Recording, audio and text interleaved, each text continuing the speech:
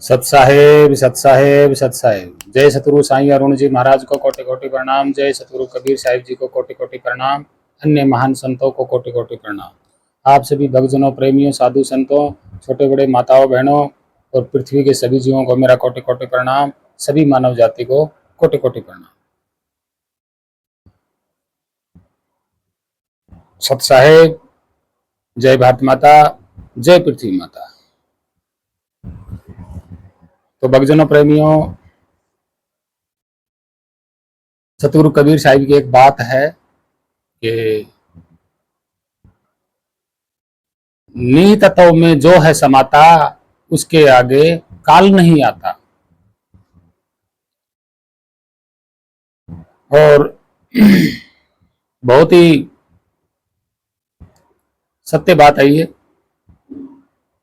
कि जो आपका विदेही ध्यान उस नीत तत्व में समा जाता है तो वहां समय, माया प्रवेश नहीं कर सकते।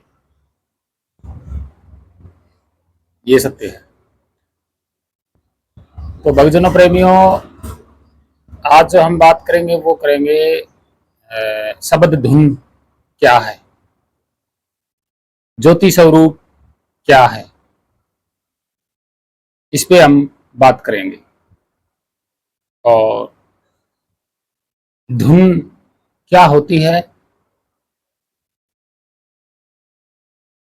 और जो लोग कहते हैं कि 5 धुन सुनते हैं,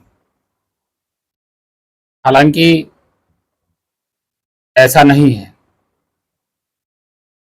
पूरी तरह से हम आपको समझा देते हैं कि आखिर ये होता क्या है।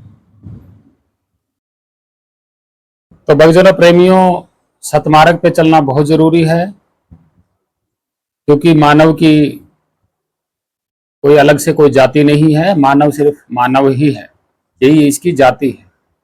और मानव किसी धर्म में बंधा हुआ नहीं है। ये तो खुद ने बना लिया और खुद बंध गया। जाति में, भेदभाव में, ऊंच नीच में, धर्म में, कर्मकांड पाखंड में खुद बंधा हुआ है, किसी ने बांधा नहीं। आप कह रहे हो कि सोचते होंगे कि परमात्मा ने ऐसा कुछ किया। देखिए, ऐसा कुछ भी नहीं किया। जो कुछ किया है मानव ने ही किया है और अपने निज स्वार्थ के लिए ही किया है, अपनी निज राजनीति के लिए ही किया है। अपना जो कर्मकांड जो भी है, ये लालच, धन लाभ के लिए किया गया है। ये सत्य है।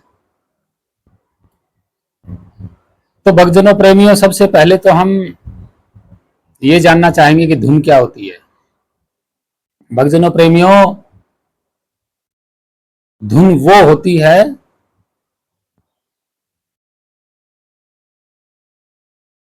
जिसको हम लगन कहते हैं, उसका नाम धुन होता है।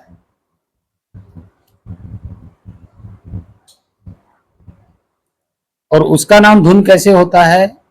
धुन शब्द बहुत प्राचीन शब्द है और लगन शब्द भी बहुत प्राचीन है। ये अलग अलग क्षेत्रों के शब्द हैं जो बोले जाते थे।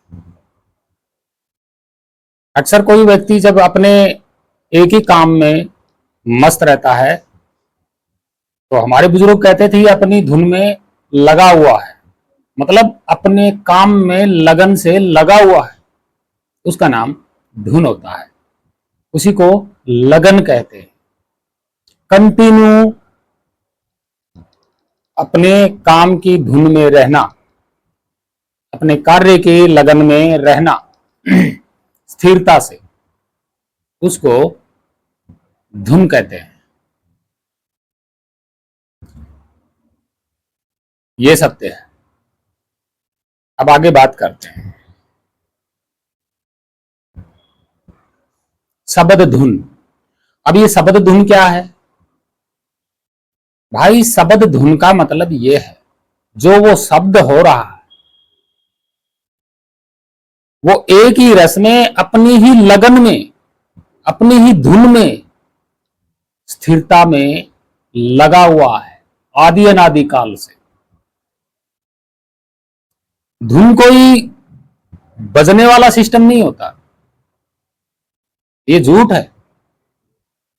धुन होता है कि जो वो शब्द है वो अपनी ही धुन में मस्त रहता है, एक ही रस में लगन लगाए सर्वव्यापी स्थिरता में है, वो अपनी ही धुन में स्थिर रहता है, अपनी ही लगन में स्थिर रहता है। उसको बोलते हैं शब्द धुन।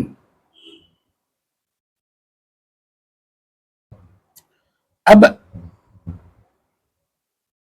वो तो वो जो शब्द स्वरूप है, निअक्षर नितत्व है, जो सार शब्द, सबका सार भी है, वो सार नाम भी है, वो आदि नाम भी है, सत्य नाम भी है। अब जो शब्द जो है वो अपनी ही धुन में एक रस लगातार अपनी ही लगन में आदि अनादि काल से हो रहा है। अब उस शब्द, जो शब्द अपनी धुन में रहता है, अपनी लगन में रहता है, एक रस अपनी स्थिरता में रहता है, उसका कभी जन्म नहीं हुआ। ये सिस्टम है तब भी वो एक रस में, अपनी ही लगन में, अपनी ही धुन में वो सब रहता है, और ये नहीं होगा तब भी वो रहता है, उसमें परिवर्तन नहीं होता। उसको बोलते हैं शब्द धुन।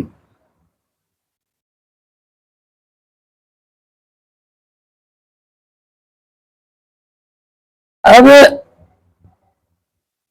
कोई व्यक्ति अपने कार्य में मस्त रहता है तो वो सिर्फ उसका कार्य दिखाई देता है, ये दिखाई देता है कि ये व्यक्ति अपने काम में लगा हुआ है, लगन से लगा हुआ है, अपने कार्य में मस्त है, एक जगह टिका हुआ है, या अपनी धुन में मस्त है। अब ये जो प्रोडक्ट है, मैं इसको एक रस कंटिन्यू अपनी मस्ती में, अपनी लगन में, अपनी ही धुन में इसको देखता रहूंगा, तो आप क्या कहेंगे? तो ये क्या है, आपका ध्यान और ये वस्तु, ठीक है। अभी जो इसके बीच में आपका जो तार जुड़ा हुआ है वो क्या है? लगन है, वो आपकी मस्ती है, लगन है, वो आपकी धुन है। अब जो बीच में ये गैप है, ये दिखाई थोड़ी देता है,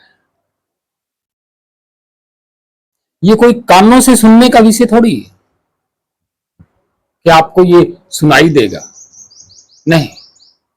ये वस्तु अपनी लगन में, अपनी धुन में एक जगह स्थिर है, अपनी ही मस्ती में, ठीक है। और मेरा ध्यान इसी की मस्ती में, मेरा ध्यान लग गया।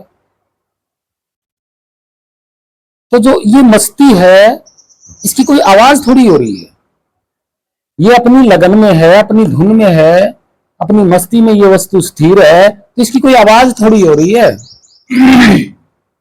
आवाज नहीं हो रही। तो जब आवाज ही नहीं होगी तो कानों से क्या सुनोगे आप? और विदेही ध्यान आपका इसमें समा गया, एक तक,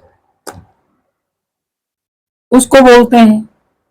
अब आप भी अपनी धुन में मस्ती में हो गए, ये भी अपनी धुन में मस्ती में है, दोनों एक समान हो गए, इसमें आपका ध्यान समा गया। असली सत्य तो ये है, इसके बारे में आपको किसी ने समझाया नहीं, पाखंडी गुरु हैं सब, कहते हैं कि धुन सुनो। अरे भाई, धुन सुनने की बात नहीं है,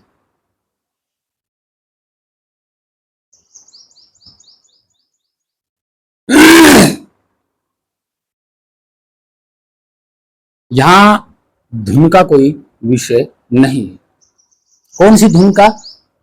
जो नगाड़े शंख बजते हैं, एक तारा बजता है, या किसी के टकराने की जो आवाज है, वो ध्वनि होती है, धुन नहीं होती। वो ध्वनि होती है, धुन नहीं होती। वो आवाज होती है जो हमारी वस्तुओं से उत्पन्न होती है, उसको हम आवाज और ध्वनि कहते हैं। धुन आवाज नहीं होती, धुन एक लगन होती है, एक अपनी मस्ती होती है, अपनी ध्यान की मस्ती, स्थिरता होती है, लगन होती है, धुन होती है।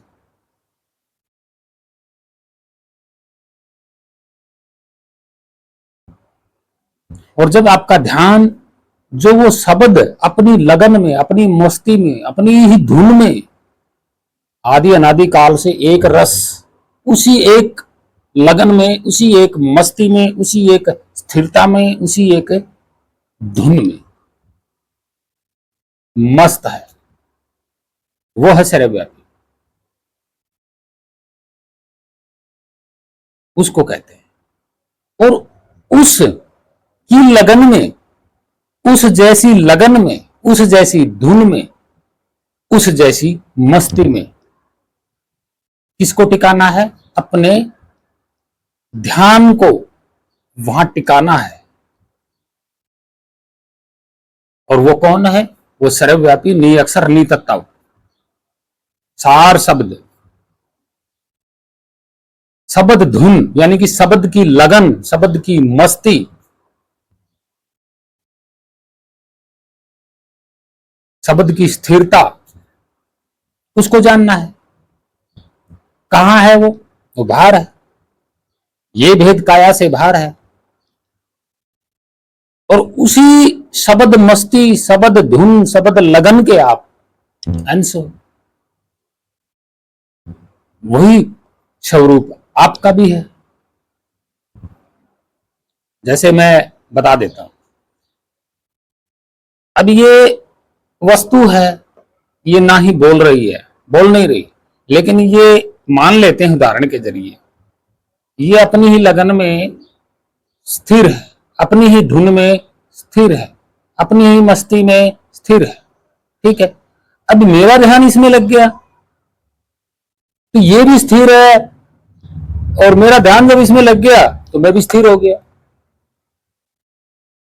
ना कोई बोलना, ना कोई सुनना, ना कोई योग करना, कुछ नहीं करना। कबीर साहब ने इसी के बारे में बताया है, ये विहंगम चाल इसी को कहते हैं। बताइए इसमें कौन सा लफड़ा है? कोई लफड़ा नहीं है।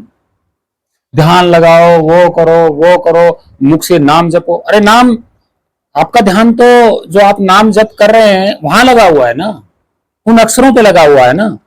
आप कोई भी नाम जपते हैं, ठीक है, राम जपते हैं तो राम लिखा पढ़ने वाला नाम है, वो आपने मन में ध्यान कर लिया। अब वही भाषा, वही अक्षर, वही नाम आपके मन में जो फिट है, आपका ध्यान वहां लग जाएगा। तो वहां लगने से क्या होगा? क्योंकि नाम मन जप रहा है तो वहां कार्य हो रहा है, वहां आपका ध्यान स्थिर नहीं है, बिल्कुल भी नहीं है, क्योंकि कार्य कर रहा है। स्थिर का मतलब क्या होता है? वहां कोई कार्य खत्म ही हो जाता है, कार्य होता ही नहीं है वहां पे। जहां कार्य होगा वहां तो माया है भी। माया और समय हलचल करते हैं ना। आप नाम जप रहे हो, कितना टाइम लगता है? चाहे आप जल्दी जल्दी जपें, चाहे आप धीरे धीरे जपें, लेकिन आपको टाइम लगता है। वो टाइम क्या है? वो समय है। वो नाम तो समय के अंडर में है, काल के अंडर में है। और जप कौन रहा? मन। मन क्या है? माया। अक्षर क्या है? वो भी माया। लिखने पढ़ने वाली, बोलने वाली, वो भी माया। तो आप माया से और समय से कहां निकले हो? निकले ही नहीं। तो जब ये वस्तु है, स्थिर है, ये कोई कार्य नहीं कर रहे, मान लेते हैं स्थिर है, अपनी लगन में है, अपनी ही धुन में है। जब मेरा ध्यान यहां लग गया तो मैं भी इसी की तरह हो जाऊंगा। भाई ये चुप है तो मैं भी चुप, मन मन और ध्यान यहां टिक गया, यहां कार्य खत्म हो जाता है। इसको कहते हैं शब्द धुन, अपनी लगन, अपनी मस्ती। अब शब्द स्वरूप है ये, मतलब शब्द है लेकिन अपनी ही धुन में रहता है, अपनी ही लगन में रहता है, अपनी मस्ती में रहता है। उसकी मस्ती से, उसकी लगन से, उसकी धुन से जुड़ना है, उससे प्रेम करना है। वो विदेही है तो आपका ध्यान भी विदेही ही लगेगा। ऐसा नहीं है कि आप कानों से सुनने वाले जो आवाजें होती हैं उनको आप धुन लेके बैठे हुए हो, वो धुन नहीं होती, वो ध्वनि होती है। धुन का मतलब लगन होता है, स्थिरता होती है, मस्ती होती है। अब आते हैं ज्योति स्वरूप। ये ज्योति स्वरूप क्या है इसके बारे में खुल के बताते हैं। अब ज्योति स्वरूप क्या है, देखिए योग साधना करके जो भक्त होते हैं उनको बता दिया गया कि यहां ध्यान लगाइए, यहां ज्योति उत्पन्न होगी। हे भक्तजनों प्रेमियों, ज्योति होती क्या है? ज्योति कोई चमकने वाली वस्तु नहीं होती, ज्योति कोई बिंदु नहीं होता, ज्योति कोई प्रकाश नहीं होता, ज्योति कोई वस्तु नहीं होती। ज्योति का मतलब होता है ज्ञान। ज्योति का मतलब ज्ञान होता है। कैसे होता है हम आपको बता देते हैं। कोई व्यक्ति है और दोपहरी, दोपहरी बोलते हैं ना, जब सूर्य आकाश में होता है तो दोपहरी होती है, और वो कहीं जा रहा है, तो जा रहा है तो उसको ये नहीं पता कि ये रास्ता जो है, ये सड़क जो है कौन से गांव जाएगी, मतलब वो जानता नहीं है। लेकिन वो जानता नहीं है और वो खड़ा है एक जगह। वो सोचता है कि मैं इस रास्ते के बारे में जानता भी नहीं, ये कौन सा गांव आगे आएगा, ये कहां जाएगा रास्ता। तो आप क्या समझेंगे इससे? आप समझेंगे कि रास्ता मालूम नहीं है उसको। ठीक है, लेकिन यहां ज्योति की जरूरत है। तो भक्तजनों प्रेमी, वहां देखिए, आप अगर ज्योति को प्रकाश समझते हैं, चमकने वाली चीज समझते हैं, या कोई लाइट समझते हैं, तो उस आदमी के पास क्या नहीं है बताइए? रास्ता उसके पास है, सूर्य का प्रकाश उसके पास है, क्या नहीं है उसके पास? शरीर उसके पास है, चलने की हिम्मत उसके पास है। अगर आप ज्योति को प्रकाश समझते हैं, यहां पे बिंदु प्रकाश देखते हैं, तो जो व्यक्ति रास्ता भूल गया है, दोपहरी के में खड़ा है, उसको क्या जरूरत है? उसको कौन सी जरूरत है? उसको ज्योति की जरूरत है। आप कहेंगे कि ज्योति, हां ये वही ज्योति है जिसको आप यहां देखते हो, वो नहीं है ये। आपने तो यहां प्रकाश देख लिया, बिंदु देख लिया, उसको ज्योति मान के खड़े हो गए। अरे जो प्रकाश में खड़ा है व्यक्ति, शरीर है उसका, चलने की हिम्मत है और रास्ता भी है, उसको कौन से प्रकाश की जरूरत है? कौन सी ज्योति की जरूरत है? ज्ञान ज्योति की। ज्योति का मतलब ज्ञान होता है। पाखंडी गुरुओं ने कुछ और बना दिया। ज्योति का मतलब ज्ञान होता है। उसको ज्ञान नहीं है, इसलिए खड़ा है वो रोड के ऊपर, दोपहरी में सूर्य के प्रकाश में खड़ा है। ज्ञान नहीं है उसे, रास्ता नापने का, रास्ता तय करने का ज्ञान नहीं है। उसको बोलते हैं ज्योति ज्ञान, ज्योति स्वरूप, ज्ञान स्वरूप होता है। ये सत्य है, इसको कोई झूठ नहीं कर सकता। 5 धुन, कौन सी 5 धुन बताया? मैं बताता हूं 5 धुन कौन सी। सतगुरु कबीर साहब ने जो 5 धुन बताई है, वो धुन क्या है? वो सुनने वाली धुन नहीं है, धुन का मतलब लगन बताया है कि आप 5 शब्दों पर लगन लगा बैठे, आप 5 शब्दों पर मस्ती लगा बैठे, प्रेम लगा बैठे, धुन लगा बैठे, अपने ध्यान की धुन लगा बैठे। कौन से वो सब? ज्योत निरंजन निरंकार सोहं सत्य नाम ओमकार, ये मतलब 5 नाम है। इन पे आप धुन लगा बैठे, प्रेम लगा बैठे, मस्ती लगा बैठे, लगन लगा बैठे। इसके लिए बोला है कबीर साहब ने 5 धुन सुनते हो। सुनने का विषय नहीं है, ध्यान लगाने का विषय है, लगन लगाने का विषय है, उसकी स्थिरता में मस्त होने का विषय है। यहां पे ज्योति का मतलब ज्ञान होता है। चमकने वाली चीज का नाम ज्योति थोड़ी होता है। बोध, बोध भी ज्ञान को ही कहते हैं, ज्योति को ही कहते हैं।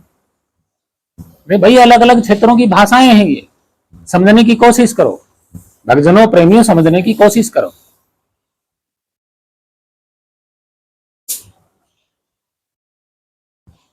ज्योति स्वरूप का मतलब ज्ञान होता है, शब्द स्वरूप का मतलब वो सर्वव्यापी शब्द स्वरूप है, ये होता है। इससे बढ़कर कोई बात है ही नहीं। पाखंडियों ने किसी भी तरीके से कबीर सतगुरु कबीर साहब की वाणियां लिख दी, बीजक लिख दिए, पता नहीं क्या क्या गणिंग लिख दिए, चमत्कार लिख दिए। उनको मानोगे आप? क्योंकि आपने सिर्फ उनकी मानी है, गहराई से जाना नहीं है, खुद से पढ़ के गहराई से जाना ही नहीं, शब्द को समझा ही नहीं कि आखिर ये शब्द का महत्व क्या है, इस भाषा का महत्व क्या है, इस बोली गई शब्दों को प्राचीन प्राकृत में क्या मतलब होता था, ये नहीं जाना आपने, इसलिए उलझे हुए हो, भ्रमित हो।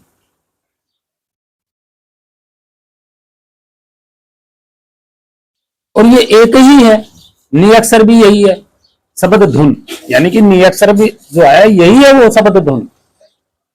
नितत्व है, यही शब्द धुन है। सार शब्द है, यही शब्द धुन है। और शब्द स्वरूप यही धुन है। मतलब ये आदि नाम ये भी शब्द धुन है, सत्य नाम ये भी शब्द धुन है, सतलोक ये भी शब्द धुन है, अलख पुरुष ये भी वही शब्द धुन है, अनामी ये भी यही वो शब्द धुन है।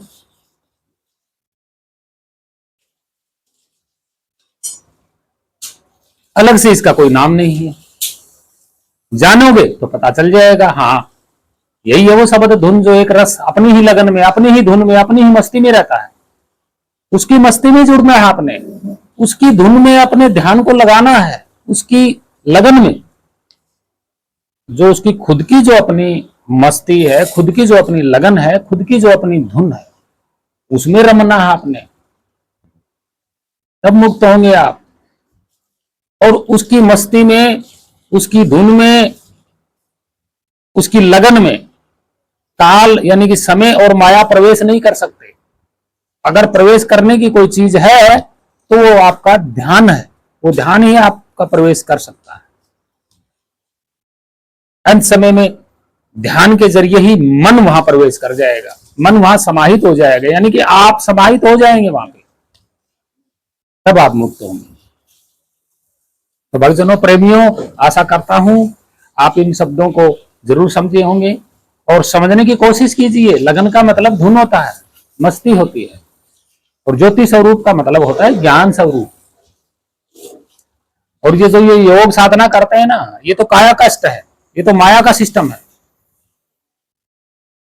ये तरीका नहीं है उस शब्द को जानने के लिए, उस शब्द की लगन को, उस शब्द की धुन को, उस शब्द के स्थिरता को, उस शब्द की मस्ती को, ये जानने का तरीका नहीं है। ये जो ध्यान लगाते हैं, नाम जप करते हैं, ये तरीका नहीं है उसका। जैसे मैंने बताया, एक वस्तु के जरिए ये वस्तु स्थिर है और अपनी ही धुन में मस्त है, स्थिर है एक जगह पे, ठीक है। अब मेरा ध्यान इसमें लगेगा तो मैं भी इसी की मस्ती में रम जाऊंगा, इसी की धुन में रम जाऊंगा, इसी की लगन में लग जाऊंगा, जैसे इसकी लगन है। तो यहाँ मेरा कार्य क्या है? कार्य तो बंद हो जाता है। यहाँ पे नाम शब्द ध्यान, ये जो ध्यान लगाते हैं ये भी बंद। ये तो है, पहली बात तो ये पाखंड है, त्रिकुटी त्रिभुटी जो भी है, ये त्रिलोकी बोलते हैं, ये पाखंड है। विदेही स्वरूप है, मान लीजिए ये विदेही स्वरूप है, एक रस है। अब मेरा सच्चे सतगुरु ने ध्यान इसमें लगवा दिया, मैं भी एक रस हो गया, उसी की धुन में मैंने भी अपनी धुन लगा ली, ये होता है। तो भक्तजनों प्रेमियों, आशा करता हूं शब्द धुन के बारे में आपको पता चल गया होगा। शब्द गुरु धुन चेला यही है वो, अगर समझोगे तो अच्छी तरह से। रही बात सर्वव्यापी की, वो सर्वव्यापी है, वो हर जगह है। और एक बात और बता देता हूं, परमात्मा नाम की कोई वस्तु नहीं है, आत्मा नाम की कोई वस्तु नहीं है, ईश्वर नाम की कोई वस्तु नहीं है, ना कोई जगह है, ना कोई स्थान है, ना कोई एरिया है, ऐसा कुछ नहीं है। ना लोक है कहीं अदरसे में, ना परलोक है कहीं अदरसे में। जीते जी आपके मन के बनाए हुए सिस्टम में आप उलझे हुए हो। आपके मन ने माना नरक है, आपके मन ने माना स्वर्ग है, हर एक चीज आपकी मन ने मान रखी है। लेकिन वो शब्द अपनी ही धुन में रहता है, अपनी ही लगन में रहता है, अपनी स्थिरता में रहता है, अपनी मस्ती में रहता है। भाई उसकी मस्ती में जुड़ना है, ये सत्य है। और उसी का आप स्वरूप हो, उसी के अंश हो आप, ना कहीं आते ना कहीं जाते। वो परम है, नितत्व नि अक्षर शब्द स्वरूप शब्द है वो।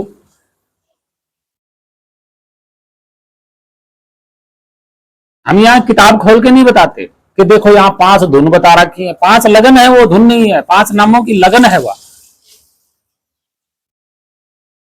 जैसे आप कोई नाम जपते हो, एक नाम पे लगन लगाते हो, ज्योत निरंजन, तो आपकी कुछ पल के लिए उसमें लगन लग गई, उसमें धुन लग गई आपकी। फिर कहेंगे आप निरंकार, फिर उसमें लग गई ओंकार, फिर उसमें लग गई सोहंग, फिर उसमें लग गई सतनाम, फिर उसमें लग गई। तो ये क्या हो गई? 5 लगन है ये आपकी, 5 मस्ती 5 धुन, इन्हीं को बोलते हैं। ध्वनि नहीं होती यहाँ पे, आवाज नहीं होती, लगन होती है। अब आप बदल बदल के पांचों में घुसे रहेंगे तो आपका मन पहले में आएगा, दूसरे में आएगा, तीसरे में आएगा, चौथे में आएगा, फिर 5वें में आएगा। फिर वापसी पहले में, दूसरे में, तीसरे में, चौथे में, 5वें में, फिर पहले में, दूसरे में, तीसरे में, चौथे में, 5वें। ऐसा बदलाव होता रहेगा, टिकेगा नहीं।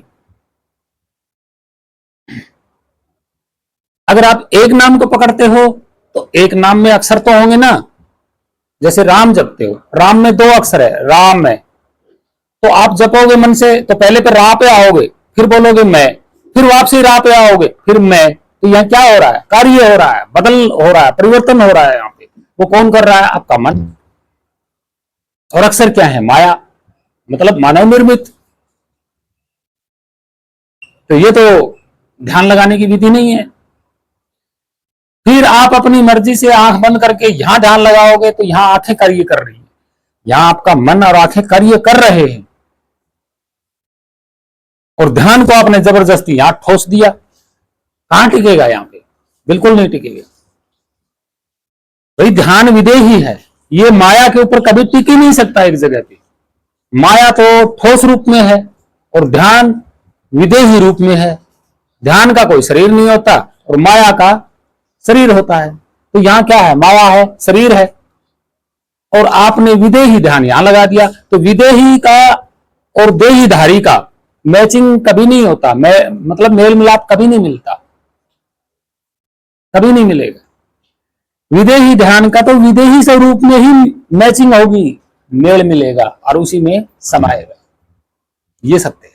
तो भक्तजनों प्रेमियों, ये वीडियो आपको कैसी लगी?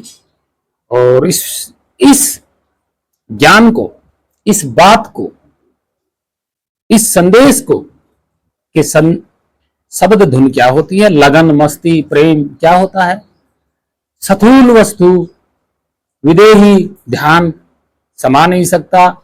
तो ये मेरा भक्तजनों प्रेमियों से अनुरोध है कि कबीर साहिब के शब्दों का पूरी तरह से ये मतलब खोजा गया है कि इनके अर्थ ये बनते हैं, ये सत्य है और हम भी मानते हैं इसको। आज भी हम, हमारे बुजुर्ग कह देते हैं, जब हम किसी काम में लगे रहते हैं तो कहते हैं ये अपनी धुन में लगा हुआ है, ये सत्य है, कोई झूठ नहीं है। तो ऐसे पाखंड से आप दूर रहें जो लोग आपको भरमा रहे हैं, और ये सत्य है, आप विचार के देखिए। तो भक्तजनों, प्रेमियों, साधु संतों, सच्चे सतगुरु की शरण में जाएं ताकि आपको विदेही ध्यान, विदेही स्वरूप में टिका दे, समाहित कर दे, न कि स्थूल वस्तु में। देखिए, विदेही चीज विदेही में ही मैचिंग करेगी, स्थूल चीज स्थूल में मैचिंग करेगी, ये सत्य है। आप जल में जल मिलाएंगे तो ठीक है, लेकिन आप डीजल में जल मिला देंगे तो कोई काम का नहीं है, ना जल पीने के लायक है, ना डीजल चलाने के लायक है, ये सत्य है। तो भक्तजनों, प्रेमियों, आशा करता हूं सच्चे सतगुरु की शरण में जाएं। और आप सभी भक्तजनों, प्रेमियों, साधु संतों, माताओं बहनों को मेरा कोटि कोटि प्रणाम। सत साहेब, सत साहेब, जय भारत माता, जय सतगुरु देव को कोटि कोटि प्रणाम, पूरी मानव जाति को कोटि कोटि प्रणाम। और भारत माता, पृथ्वी माता की जय।